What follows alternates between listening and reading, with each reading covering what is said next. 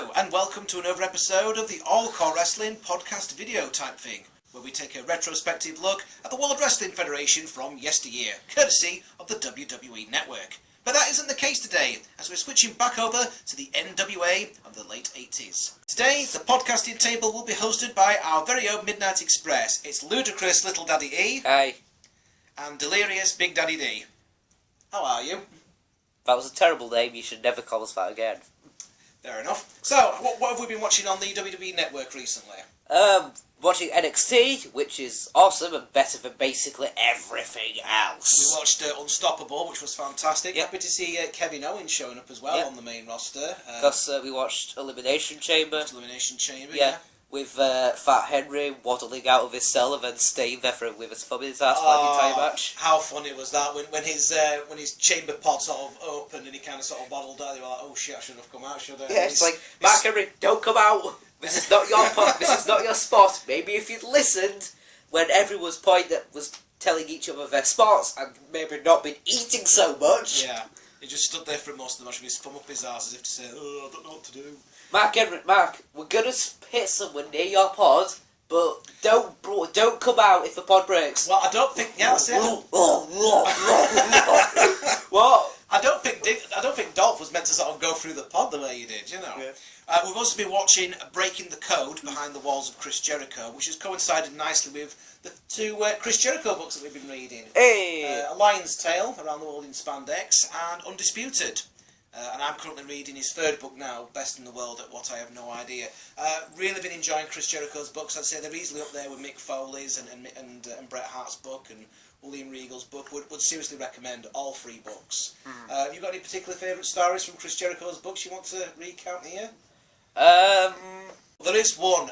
In his second book, Chris Jericho. I mean, he's become friends with like a lot of rock stars and what have you. And him and Zach Wilde were like playing baseball outside this stadium that they were about to play, and they heard this shrieking voice, and Sharon Osbourne came up to them going, "What are you doing, you fucking wankers, playing baseball? You could end up hitting someone with the ball," and you know they'd get the venue cancelled. And basically, as Jericho was saying, the first time he'd ever been called a wanker was by Sharon Osbourne, you know. And then in his third book, when they went through that period of having guest general managers on Raw, and Ozzy and Sharon Osbourne showed up, Jericho sort of reminded Sharon Osbourne of what she'd said those years ago, and she was like, "Oh no, I didn't say that, did I?" And she kept apologising, you know, for swearing at him that time. And anyway, at the end of the night, she gave him a hug and squeezed his bottom. And Jericho said, "Just for the record, I would." But sticking with Ozzy Osbourne, because Ozzy Osbourne's one of my favourite sort of rock stars, there was going to be a bit where Jericho, it'd be a running gag where Jericho would get humiliated by the guest GM, and it'd be on camera talking to Sharon and Ozzy Osbourne, sort of saying, "You're not going to make a fool out of me, blah blah blah blah." And as he went off camera, Ozzy was going to go, "Who was that wanker?" Yeah. But Ozzy said, "Oh, you can't say wanker" to Vince McMahon. He said, "Well, why not?" He says, "Well, it's a bad word." He said, "Well, what does it mean?" And Ozzy Osbourne had to explain to Vince McMahon what a wanker was. I'm not going to explain what it is on the podcast. Google it yourself. And Vince was like, "Well, it's all right. This show gets broadcast in States. They won't know what that word means." It's like, "Yeah, but you show this show in England as well." It's like, "I can't say wanker. It's a bad word." And Jericho's like, "Am I in some sort of backwards universe here where Ozzy Osbourne is dictated to Vince McMahon what's appropriate language for television?" I'm confused. So yeah, highest recommendation on all of Chris Jericho's books. So, how do you feel about switching back to the NWA after a few episodes of covering the WWF? Okay, I was really confused, considering that Anderson and Blanchard have just jumped over to the WWF, which is, I'm also wondering why the Junkyard Dog is suddenly feuding with the Bolsheviks, and that they're now wearing masks. And then I realised that they were actually the Russian assassins. I don't even. Did you feel rather foolish? No, just incredibly confused. So, what's been happening over in the NWA since we last checked on them at the Great American Bash 1988? Well, quite a lot actually. Jim Crockett Promotions had tried to keep chugging along after the Great American Bash pay-per-view, despite the Crockett family disagreeing amongst themselves on whether or not to sell the family business to that walking ATM machine, Ted Turner, who was currently waving his checkbook in their direction. "I want to buy you." "No, Ted." David Crockett wants to try and keep turning things round and continue to do business, But Jim had started to see the writing on the wall at this point and wanted to protect his mother's retirement funds by not risking total bankruptcy. Ultimately, Turner would take over in early November, keeping the Crocketts on in office roles. Dusty Rhodes was still in power as the main booker to start with, but he clashed with his new bosses from Turner almost straight away. Jim Herd was the man assigned to oversee everything as the Executive Vice President of World Championship Wrestling, where he would receive much criticism from wrestlers and fans alike throughout his time in the role. The main point of criticism towards Herd was that he knew nothing about wrestling. Wait, what? Which obviously made him ideal to be Executive Vice President for WCW. The signed him on? I don't... What? Well, upon seeing what Vince McMahon and the World Wrestling Federation were doing, Herd figured that that was how wrestling was done, and proceeded to copy the WWF as much as he could by introducing the same kind of loony gimmicks that McMahon had in his company. By doing this, he alienated the die-hard NWA audience, who just wanted to see pure wrestling without any of the over-the-top creations that the WWF had.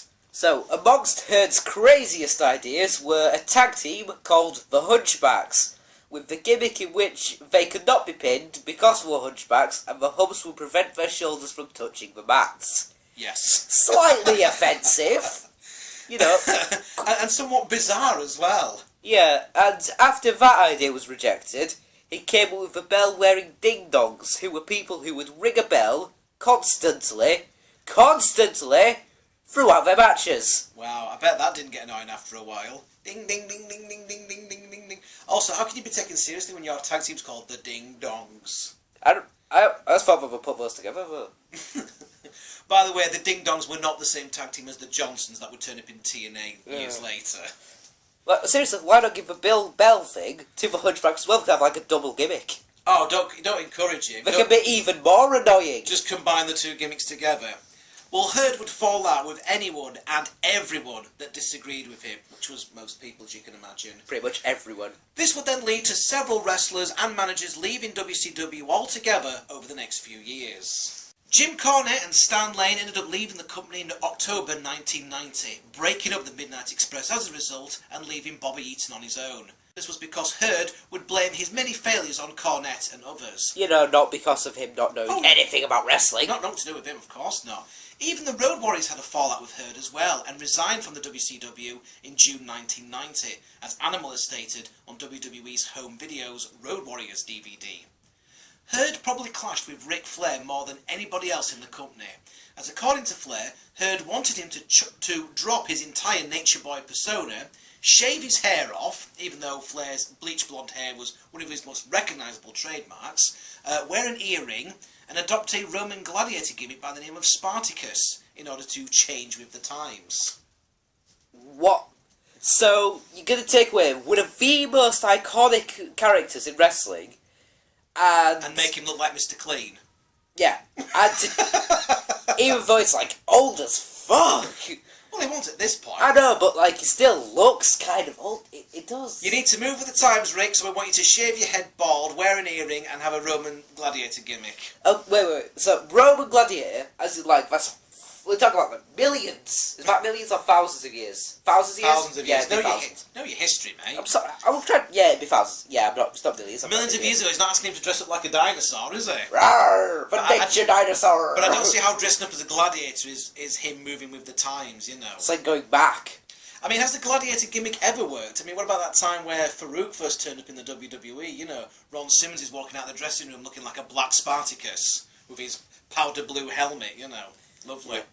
So Herd believed that Flair's time was over as a main event player, and the big money was with guys like Sting and Lex Luger.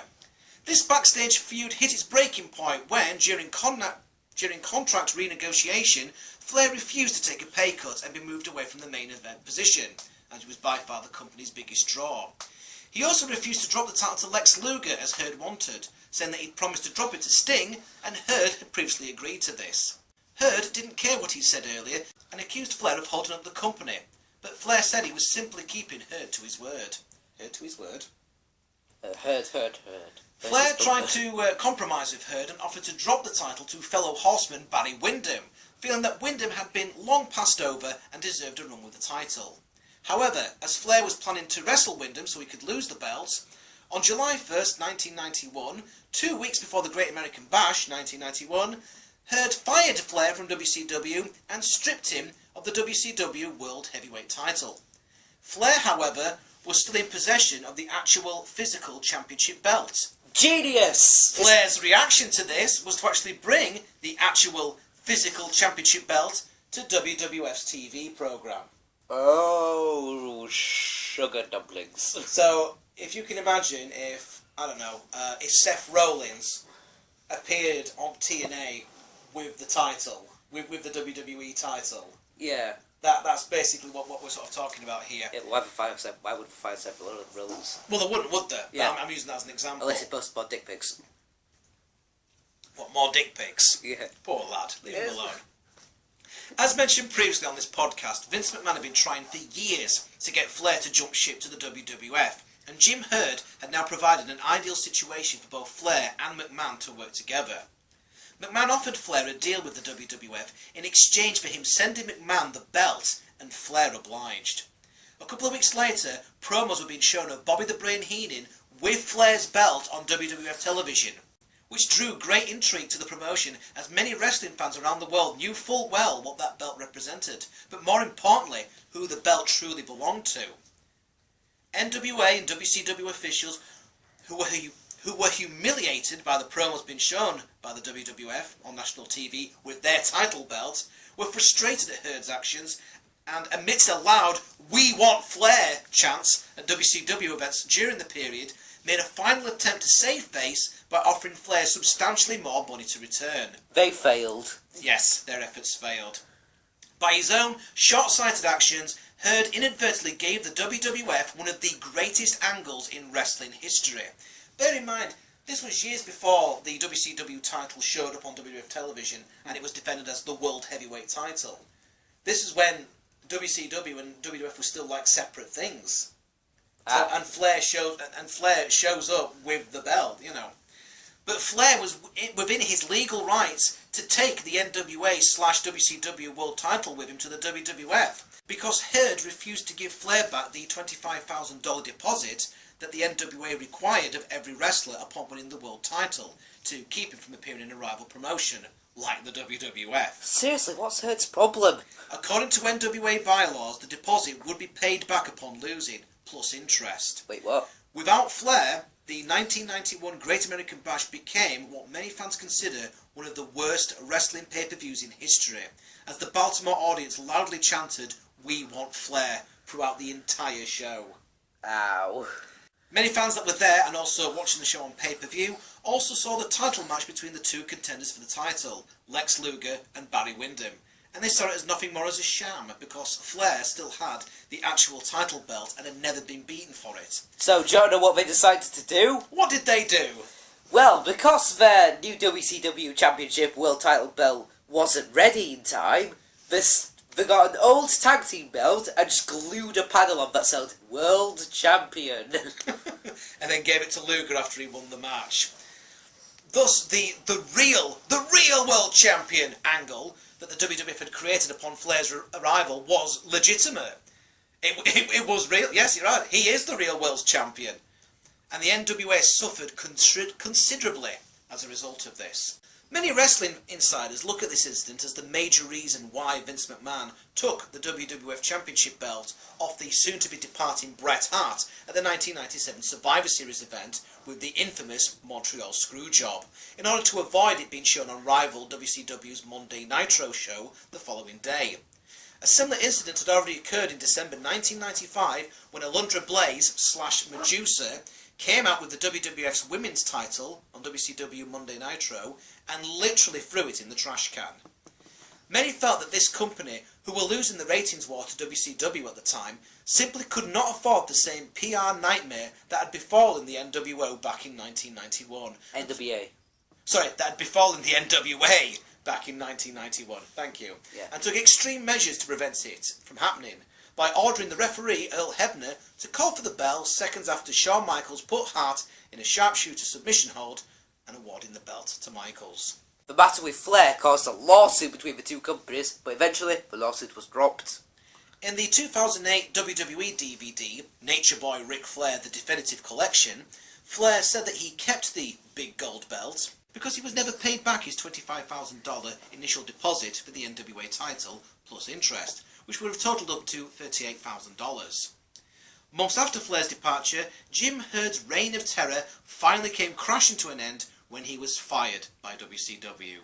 And many people breathed a sigh of relief at that point. Anyway, that is all to come in the months and years that followed Herd's placement as the Executive Vice President of World Championship Wrestling. We'll no doubt touch upon this again as we continue to proceed through WCW's history. Herd was so disliked by the wrestlers, even upon his first few days in the job, that when he ordered head booker at the time, Dusty Rhodes, to tone down the amount of violence and gore, Rhodes' response was basically, "Fuck you," and then booked an angle where he allowed himself to be mauled by the Road Warriors by getting a spike in his eye. Wait, what? Oh yes. The Road Warriors attacked Dusty Rhodes, they took one of the spikes off their shoulder pads and they jammed it into Dusty's eye. So it was like an eye patch after in the matches after that, right? No. You're shitting me. Nope. It got a bit of a plaster on there, but not an eye patch. If you're gonna have the spike in the eye thing, at least wear an eye patch. Yeah, but no, he didn't have that. There was a lot of blood, though. There was a lot of blood, as you can imagine, and this incident supposedly garnered hundreds of angry phone calls to TBS studios complaining about the blood being shown on TV, even though they could have censored it, you know. Yeah. This occurred at nearly the same time that Jim Cornette yelled out, "Jesus Christ!" and gushed blood from a shocking sneak attack by the AWA's Paulie Dangerously and the original Midnight Express, Dennis Condrey and Randy Rhodes. These incidents, along with the aforementioned power struggle with Ric Flair, saw Rhodes fired as Booker soon after Starrcade 1988. He would then be gone from the NWA by February, and would end up in the WWF shortly afterwards, wearing polka dots. Yes. It's like a reverse B. But that's a story for another time. So here we go, finally, with Starrcade 88 True Grit. It's December 26, 1988, and we're live from Norfolk, Virginia. Wait, for wrestling on Boxing Day? Apparently so. Who wants to have a wrestling match after Christmas? Well, don't knock it, it's probably safer than going to the Boxing Day sales. Yeah, good point. So your hosts for this evening are Jim Ross and Bob Caudle. Meanwhile, Tony Schiavone, Magnum TA, and their collective porn star moustaches are there to give match analysis. I felt uncomfortable watching these two. I felt like there should have been a woman in between them. Yeah. Having a spit roast. Don't look at me like that. I will shun you. Despite all the previous NWA pay-per-views we've looked at as being listed under WCW on the WWE network, this particular pay-per-view actually has the definition of being the first ever pay-per-view under the WCW name, rather than the NWA. So, how much is the WWE network anyway? I'm not sure. How do you download the app? I don't know. You would have thought that Michael Cole would tell you these things every week on Raw. I know, he never tells us. We open with clips of Luger's confrontational loss to Flair at the Great American Bash, and a replay of the Dusty Rhodes promo after the Road Warriors injured his eye with their spike. Spiky. You should have took both of them! Violence for the sake of violence! An eye for an eye! Dusty Rhodes, bless him, he sort of talks of a combination of English, Texan and gibberish. Yep. But that's why we love him here. It's like, injured his eye with their spike. I've just realised like you said that. It's like... Are you basically implying that the Road Warriors skull fucked him? Yes I am. You're a bad person. You're a worse person. Yes, because I actually said it. Yeah. So the first match of the evening is for the United States Tag Team Championship, as the Fantastics take on Kevin Sullivan and Dr. Death Steve Williams. We've really enjoyed watching the Fantastics in action over the last few retrospective reviews of the NWA, so I was very much saddened to hear, whilst I was typing up my notes for this podcast, that Tommy Rogers, one half of the Fantastics with Bobby Fulton, has recently passed away. Rogers, real name Thomas Crouch, started wrestling in 1980 in North Carolina, making his professional wrestling debut as a replacement for Charlie Cook in a match with Eddie Mansfield, despite having no formal wrestling training at the time. Tommy then headed to Florida for a brief stay before heading to Portland, then Memphis, where he met his future tag team partner, Bobby Fulton. In a talent trade agreement between Memphis and Mid-South, the newly formed Fantastics headed to Mid-South. There they had their first major programme with the Midnight Express, Dennis Conray and Bobby Eaton. In late 1984, Rogers went to WCCW, World Class Championship Wrestling, where he and Bobby Fulton continued their legendary feud with the Midnight Express. In 1986, Rogers and Fulton went to the Universal Wrestling Federation, where they had a long series of violent matches against the Sheepherders, Butch Miller and Luke Williams, who would later become the kiddie-friendly Bushwhackers in the WWF. They went back to WCCW in 1987 and feuded with the likes of Mike Davis and Tommy Lane, the Rock and Roll RPMs. The feud ended after the Fantastics won a scaffold match at the Parade of Champions. In 1988, they went to the NWA's Jim Crockett Promotions to renew their feud with the Midnight Express, and they were one of the many examples of what made the NWA tag team scene of the late 80s so enjoyable to watch. If anyone tries to tell you that they were just a poor man's Midnight Express, tell them to fuck off, and show them the selection of matches that the two teams had. In particular, the match that they had at the first Clash of the Champions, which we've covered here previously. And then kick them in the balls. Yes. Unless they don't have any, in which case don't do that. In which case, punch them in their dirty pillows. I'm trying to do a tribute here. Mountain goat to I'm trying to do a heartfelt tribute here. Stop spoiling it with your dirty talk. Mountain goat to the cooch. Stop it. I'm so sorry. Stop it. Cut it. Being a WWF fan growing up, it's only now through the WWE network that I'm getting the chance to watch these matches and appreciate them for what they are. It is a real shame that the Fantastics never made the jump to the WWF at some point during the late 80s, early 90s, as I would have loved to have seen these guys mixing it up with the likes of the Rockers and the Hart Foundation. They eventually left NWA/WCW in 1989 and have been wrestling in the independents ever since. The Fantastics spent several tours in Japan during the 90s, working with such names as Dean and Joe Malenko. In 1997, Rogers and Fulton both wrestled in the WWF's light heavyweight division. They were actually pitted against each other on an episode of Raw. Rogers also wrestled in ECW from 1997 to 1998, where he briefly teamed with Jerry Lynn, another great talent that deserves a better spotlight during his wrestling career. In addition, Rogers worked behind the scenes, helping the ECW product as an agent. Rogers also popularised his own finishing move, the Tommy Knocker, also known as the Tomikaze, which included one memorable moment in ECW where he dropped all the members of the FBI with it. The move would later go on to be renamed and reused as the Kill Switch, the Impaler, and the Unprettier by the likes of Edge and Christian. In 2005, the Fantastics reformed on the indie circuit. They won the Southeast Championship Wrestling Tag Team titles by defeating the Midnight Express in a steel cage match. In 2006, Tommy moved to Honolulu, Hawaii. After undergoing hip replacement surgery in January 2007, he officially retired from the ring. On June 1st, 2015, Couch was found dead in his Honolulu home by his roommate. The cause of death at the time of writing this are currently unknown. One particular story was that Rogers famously once had to give Kevin Von Erich mouth-to-mouth resuscitation, or full CPR depending on which version of the story you've read, right after a match, saving Kevin's life in the process. Everyone here at All-CAW Wrestling would like to pass on our condolences to the family of the sharp-dressed man himself, Mr. Tommy Rogers. We salute you, sir. So, here we go with the first match then. Although I'm going to be referring to the competitors by their surnames and nicknames rather than their first names, because saying that Tom and Bob had a fight with Steve and Kev makes it sound like it took place in a pub car park somewhere. This was originally scheduled to be the Fantastics defending their United States Tag Team titles against the Sheepherders in a revival of their UWF feud, but Vince had signed the Sheeps away to the WWF at this point to become the Bushwhackers. Oh, that Vince McMahon. We're back again. Dr. Dev Steve Williams had previously been involved with Jimmy Garvin's feud with Kevin Sullivan's Varsity Club throughout 1988, including the batshit insane Triple Cage Tower of Doom match at the Great American Bash. Which would be later replicated by the WCW. And it still didn't work. Yep, Doomsday Cage match, anyone? But that's a story for another time. Anyway, shortly after the triple-decker Tower of Doom match, Dr. Death turned heel and actually joined the stable, which seems to be more of a natural fit to him, to be honest, because at least Sullivan can now cut promos for him. Wait, he's called Dr. Death and he wasn't a heel already? No, funnily enough. Wait, what? You'd have thought of a name like Dr. Death, he would be a natural heel anyway, wouldn't he?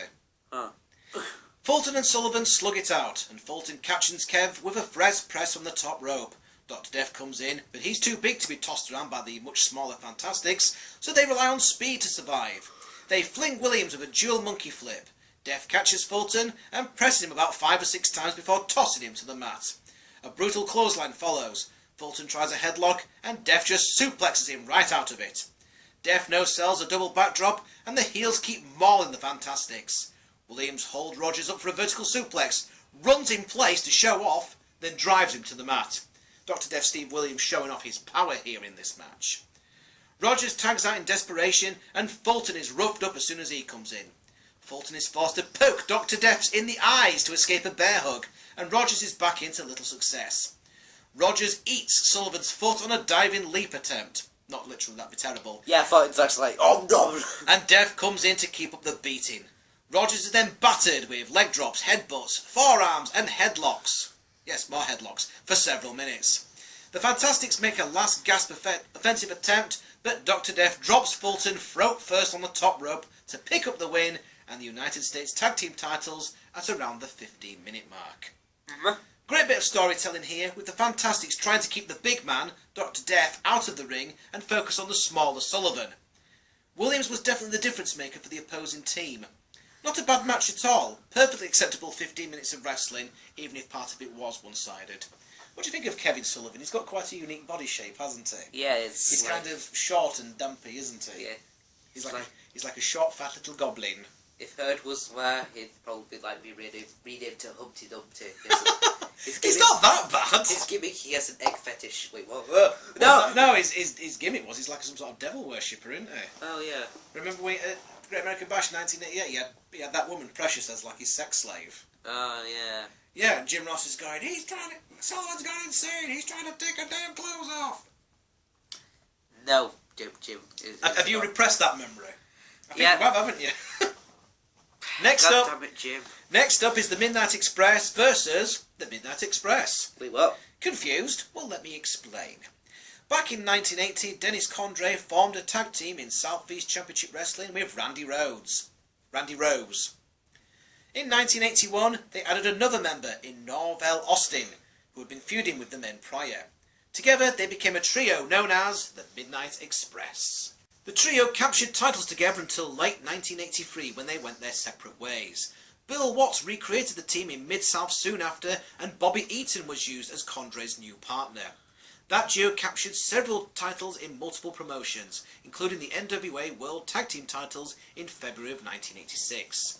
A year later, however, Condrey abruptly quit JCP, Jim Crockett Promotions. Apparently he was kayfabe fired by Mama Cornette, and Stan Lane was picked to replace him. Condrey went on to reform his partnership with Randy Rose in the AWA that summer, and they captured the AWA World Tag Team titles briefly before leaving the promotion. They worked smaller areas until late 1988, when they sneak-attacked Lane and Eaton, as well as Cornette, on NWA TV and left them a bloody mess. Not only did the Turner bosses have a problem with the bloodshed on screen, but Cornette had also been so surprised by the attack that he screamed out, "Jesus Christ!" leading to the powers that be to give him an almighty bollocking for losing inappropriate language. Corny responded with, Well, David Letterman said it the other night. to which they responded, "This isn't Letterman." Not to be outdone, Jim Cornette shot back with, "Hell no! People watch David Letterman." We love you, Jim Cornette. So we have Cornette managing one Midnight Express team, with the other team being managed by Paul E. Dangerously, otherwise known as Paul Heyman, making his pay-per-view debut here. What do you think of the first appearance of Paul Heyman? Well, I think that Paul E. Dangerously is a terrible name, and whoever came up with it should be dragged out of the street and shot. But what about his hair? He actually has a bit of a mullet going on as well, doesn't he? I know, it's creepy. Yeah. Can you imagine if Paul Heyman, as he looks today, still have a mullet? It'd be so disconcerting and weird. I'm Paul Heyman, I have a mullet. Very big. Cornette's version clears the ring right away. The managers want to go at it as well, but Condrey and Rose won't let Paul E go in. Lane and Eaton toss the heels together back in, and the heels bail. Condrey is cheap-shotted by Corny and his tennis racket, and that leads to the heels stalling some more. Cornette prances around to mock them. Eaton and Rose lock up and Eaton's punches send Rose to the floor. Connie whacks him with the tennis racket too. Lane tosses Rose into the barricade for good measure. Condrey gets a kick in from both Eaton and Lane. Eaton hits him with a flying elbow and bulldog. Lane ties him up in knots until Condrey is able to reach the ropes. Rose gets in and has no success either until Eaton crotches himself on the ropes. Ew. Paul Lee gets his own cheap shot on Eaton during the preceding breakdown, and Cornette gives chase with a chair. They grind away on Eaton with basic stomps, punches and knees mostly. The heel Express try to get cute and go for the rocket launcher, and Eaton rolls out of the way. Lane is tagged in and he explodes on both men. Double noggin knocker and karate kick set Rose up for the pin, but Paul Lee hits Lane with his mobile phone. Bear in mind this was back in the day when mobile phones were built like house bricks. They're just huge. Also, you might need to say it a bit better when you say, Lane is tagged in and he explodes on both men. I don't mean in a sexual way. He explodes. I don't mean in a sort of, oh, very nice, love explosion on stomach kind of of both men. Stop it! Stop it! You are wrong. You are a bad person. Referee Teddy Long. He must have been in his element. Referee Teddy Long. Yeah. He's in the middle of a tag team match, player. Yes, Teddy Long counts to 2, then notices that the phone is still in the ring. Can't really miss it, it's shaped like a fucking house brick. And he stops to count to ask the fans and the heels if cheating went down. While Rose and the ref argue, Lane and Eaton down him with high and low clotheslines for the pin. The goozle, I think Jim Ross calls it. The goozle? Yes. Goozle? The heels beat down Eaton, Lane and Cornette afterwards, with the racket and the telephone being used as weapons. Yes, Your Honour, I was attacked with a mobile telephone. Which sounds silly saying it now, but again, look at the size of mobile phones they had back then. Yeah. You can't beat someone to death with an iPhone now, can you? Well, no, I mean, if you were to smack someone over the head with an iPhone 6, the iPhone 6 would just crack, wouldn't it? No, the iPhone 6 would be disintegrated. It would atomise. Here you go, I'm beating you to death with an iPhone. Ow, ow, oh, you brought me phone now. Anyway, Eaton finally clears the ring with the racket, and that ends 60 minutes of good old Southern-style wrestling. And the stuff involving Cornette and Paul was brilliant. I enjoyed that. Best match of the night so far. Yeah. After 2 splendid tag team matches, we then get another tag team match that's not quite so good. As the Russian Assassins, yes, we've got 2 of them now. Remember in Great American Bash we had the Russian Assassin? Yeah. Well, now he's been cloned. We now have 2 of the buggers. 2 Ivan Koloff. Wait, no, Ivan Koloff's not either. Shit. No, Ivan Koloff's not one of the Russian Assassins. Although, the Russian Assassins are taking on Ivan Koloff and recent WWF exile, the Junkyard Dog. Maybe he wasn't being fed very well. Well, JYD had been fired by the WWF only weeks earlier, supposedly due to an incident where he urinated on a bus floor whilst during an overseas tour. It was kayfabe. I was playing to my character.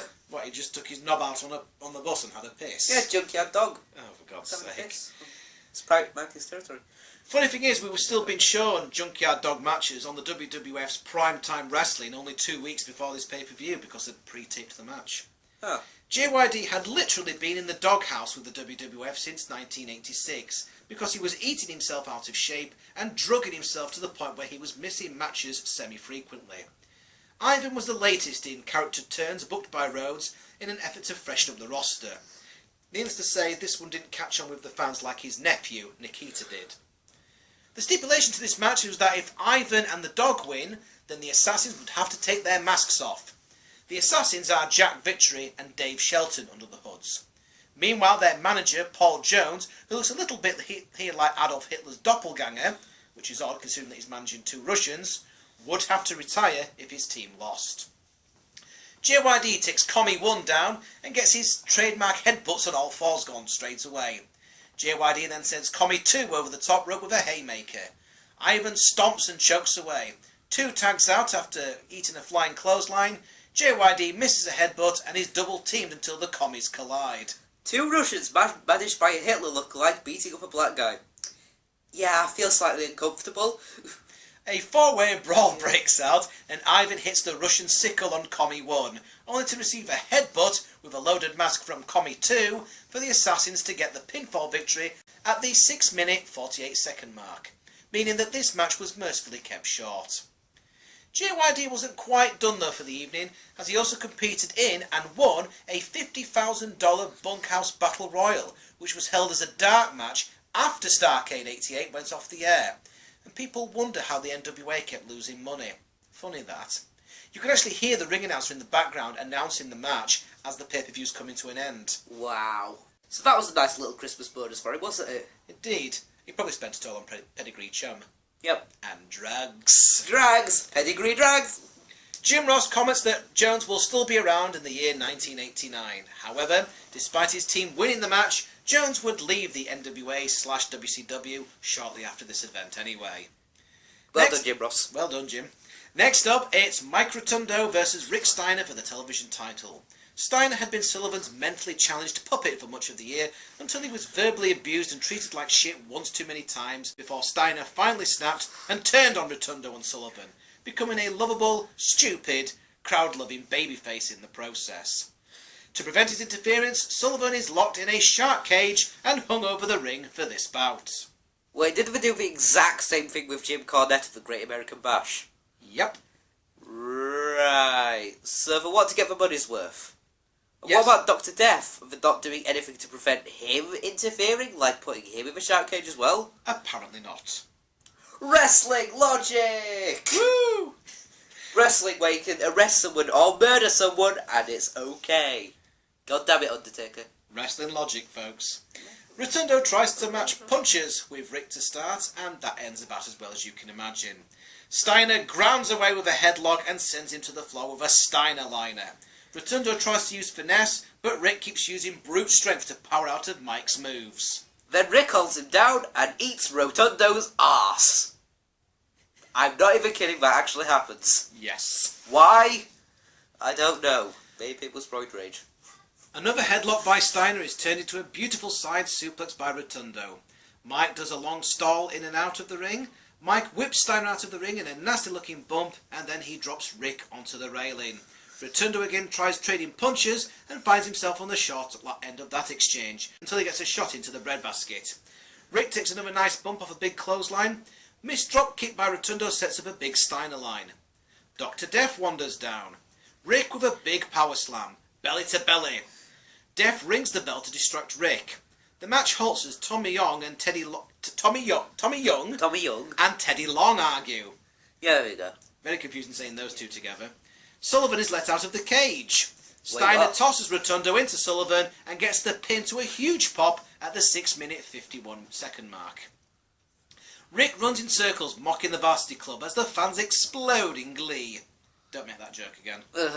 Steiner really looked crisp here, and this was very entertaining whenever Rotundo wasn't stalling or eating up time with his rest holds, which seems to be most of his moveset. And unfortunately that doesn't change when he goes over to the WWF years later as IRS. But that's a story for another time. Meanwhile, a young Randy Orton takes notes. You've already made that joke in the previous one. I think I might have done, yes. Yeah. Yes. It should be a running joke. Next up, Barry Windham defends his United States title against another newcomer to the NWA, Bam Bam Bigelow. Bigelow was put over right away as a threat to Windham's US title and Flair's world title. He certainly looks the part, as Bigelow tosses Windham around the ring to start. Barry makes him eat some big punches, until Bigelow scooped Windham up and dumped him with a huge gutbuster. Windham tries a belly-to-belly, but Bigelow no-sells. God damn it, Bigelow. Oh, by the way, on commentary, Jim Ross says that J.J. Dillon and Oliver Humperdinck really? Humperdinck. Are the top... So, it says that they're the top 2 managers in wrestling today. Which is the exact same thing he just said about Cornette and Paulie about an hour earlier. Oops. Bigelow no-sells more punches and press slams Windham. Bigelow pounds on Windham with fists and Barry does a Flair flop. Barry is then drop-kicked to the floor. Big suplex back in the ring. Barry tosses Bigelow to the cement and he lands on his knee, which he sells for about 10 seconds. Sell, Bigelow, sell! Bigelow knocks Windham down and dives on Windham. He gets a 2 count and stops the count. Why? Because Bigelow wants to jump on him from the top rope instead. Wait, what? Press slam and the diving headbutt misses. Windham with a lariat and a back suplex. Weak dropkick sends Bigelow to the floor and he's sent into the post. So, Wyndham locks off a dreaded claw hold, because nothing will put another man out faster than massaging his temples with your fingers, especially if you're wearing a leather black glove. Haven't we done that joke already? No. Wyndham slams the big man but misses the flying elbow. Both men fly over the top rope and land hard. Bigelow charges at Barry and eats the post. No. Not literally. Wyndham gets back in for the count-out win at the 17-minute mark. Yes, it was a count-out victory.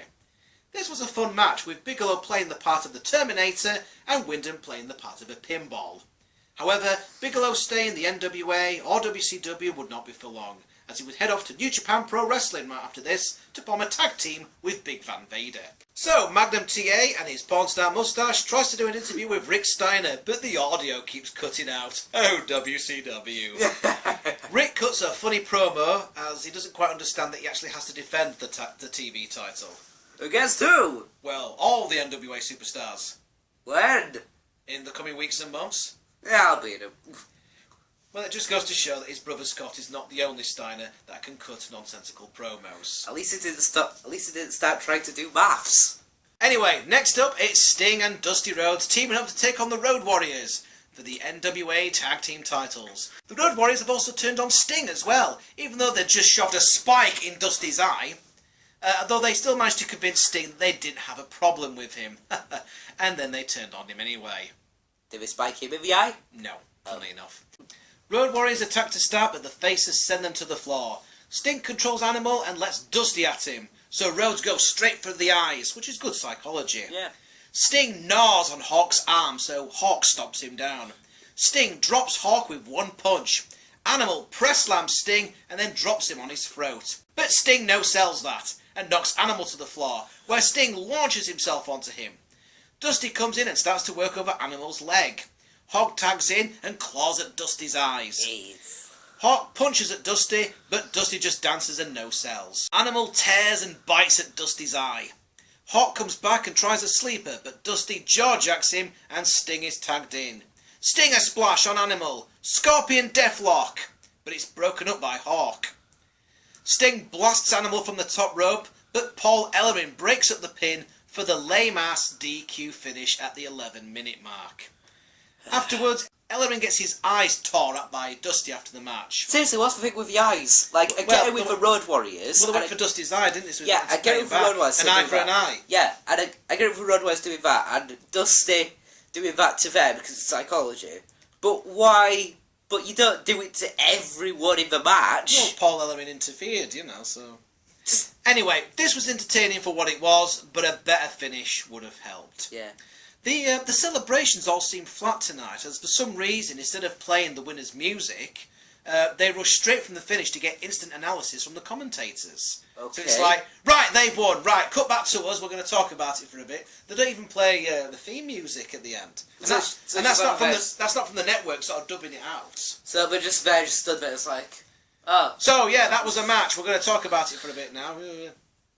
Anyway, finally, it's Ric Flair defending his world title against Lex Luger. And the stipulation is that Flair can lose the belt on a disqualification. Tony dubs Flair as Mr. Starrcade, and this was before Shawn Michaels was ever even in a WrestleMania match. Luger had been chasing the Horseman since being turfed from the group almost 1 year earlier. This would be the big blow-off. Oh my. Flair flexes and mocks Luger. Flair tries to chop down Luger, but he's clotheslined to the floor for his efforts. Luger grins during a Flair hammerlock and reverses it in ease. Flair is shoulder blocked out of his boots and power slammed. Press slam. Luger no-sells another chop. This is Flair doing these chops, by the way. That's yes. like his thing. And Luger's just no-selling it. And Flair takes a break. Luger locks in a hammerlock and grinds Flair to the mat, which doesn't make sense considering that the torture rack isn't an arm-based submission hold, but oh well. A shoulder block and a hip toss both send Flair flying. A thumb to the eye stops Luger, but only briefly. What's with the eyes, seriously? More chops no sold, and Flair is chased to the floor and has his arm wrapped around the railing. Luger gets a big clothesline and a suplex back in the ring. Luger misses the elbow that he always misses. Flair sends him to the floor and chops and kicks away at Luger. Flair tries more chops back in the ring and Luger no-sells them again. Flair, I know that you love your chops, but maybe. They're not working. Stop. Do something else. Luger has pretty much made Flair his little bitch throughout the first 10 minutes of this match. I mean, Flair gets absolutely no offensive consequence here. Anytime he does get something going, Lex just no-sells it and goes back to what he was doing. He doesn't even fight back, he's just going, right, I'm not selling anymore. What? Luger traps Flair in a sleeper. Flair escapes and he's superplexed. Luger locks on a figure 4. Referee Tommy Young kicks at Flair's hands as Rick tries to grab the ropes, which is odd. Flair finally gets them and Flair is freed. Tommy Young gets too close and eats an elbow. Om nom nom. Not literally.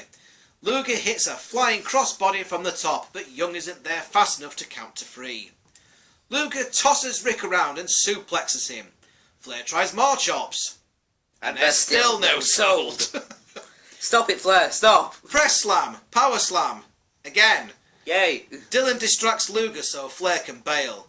JJ distracts Young and Flair is able to crack Lex's leg with a chair. Ew.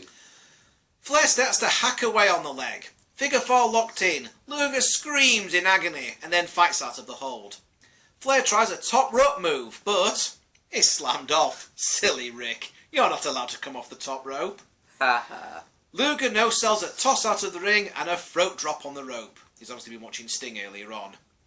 Luger with another press slam, but his leg almost gives out. Big clothesline, power slam, again. Torture rack! He's got him in the torture rack! Torture rack! But Lex's leg gives out and Flair lands on top of him for the pin, thanks to the ropes helping him with leverage. Well, Lex blew that himself by going for such a manoeuvre when he knew his leg was hurt. Silly man. This match was way too long for Lex. I mean, how many times did he do a press slam? How many times did he do a power slam? How many times did he do that elbow that never works? Yeah. The sort of 30-minute match sort of exposed that Luger has got a very limited moveset. Still, with Flair in the match, it was still a solid outing between these two. For the record, if the internet can be believed, Lex was booked to win here and Flair wasn't very happy about it. So, Dusty threatened that he would put Rick Steiner in the match instead and have him shoot on Flair to take the title. Jim Herd then stepped in and Dusty lost the dick measuring contest as Flair was soon handling the booking duties instead and Dusty was over in the WWF wearing polka dots. Well done, Dusty. Flair mentions the Crocketts in his post-match interview. Oops. And Flair promises that he will never defend the title against Luger again and he'll spend all the money it takes in court to avoid a match. Because that's how wrestling matches are determined. Apparently. Thanks to Dusty losing power, the feud between Ric Flair and Lex Luger ended, and we never got the proper conclusion planned for the story arc, which saw Luger actually beating Flair for the title. That's one area where Vince walked all over the NWA in the 1980s. He gave the fans what they wanted at the big shows. As a result, the black mark of never winning the big one was something that would follow Luger for many years to come.